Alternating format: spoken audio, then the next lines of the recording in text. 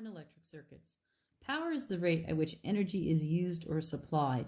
So we learned back in the work power energy unit that power is equal to energy divided by time or work divided by time. Well, energy in an electrical circuit can be found by multiplying the voltage, the current, and the time together, divided by the time, the t's cancel out, and we have our first power formula, which is P is equal to VI. So there's three of these formulas. The first one's simply P is equal to V times I. All right.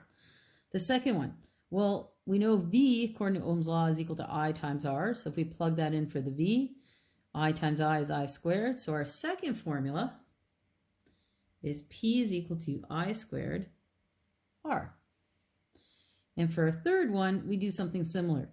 We know that I is equal to V over R. That's just Ohm's law rearranged. Put in wherever we see the I. So then when we simplify, V times V is V squared divided by R. So we know power is equal to V squared over R. So we have our third formula, which is just simply power is equal to V squared over R being resistance.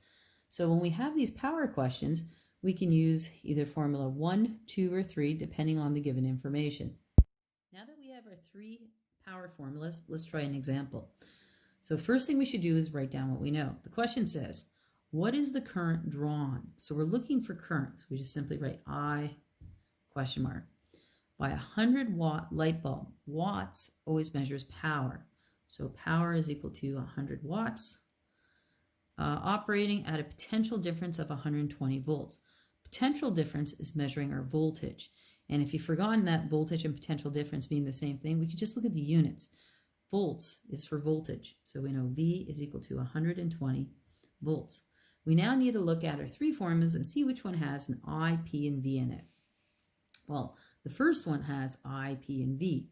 So let's write that one down. So I know that P is equal to VI. However, I'm trying to solve for I, so I need to rearrange the formula a little bit. So to get I all by itself, I need to divide both sides by V. So divide by V, V's cancel. I'm left with I is equal to P over V. So it'll be 100 divided by 120. And when I put that into my calculator, I end up with 0.83 amps.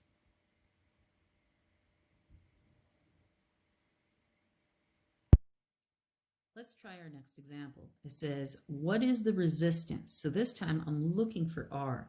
So we write down R question mark of a 600 watts. Watts is always power. So power is equal to 600 watts kettle that draws a current of 5 amps. And I know the I. I is 5A. So this time I need to look at my three power formulas and see, okay, what has R, P, and I in it? So I go up to the top. Well, first one doesn't have an R in it. The second one, when I look at it, has P, I, and R. I can use the second formula. So the second one is simply P is equal to I squared times R. However, I'm trying to get R all by itself. So I need to rearrange this formula and isolate the R. So beside the R is times I squared. The opposite of multiplying by I squared is to divide by I squared. The I squareds disappear. And I have R is equal to P divided by I squared. Plug in our numbers. We have 600 divided by 5 squared, which is just simply 25. And when you put that into your calculator, you get 24 ohms.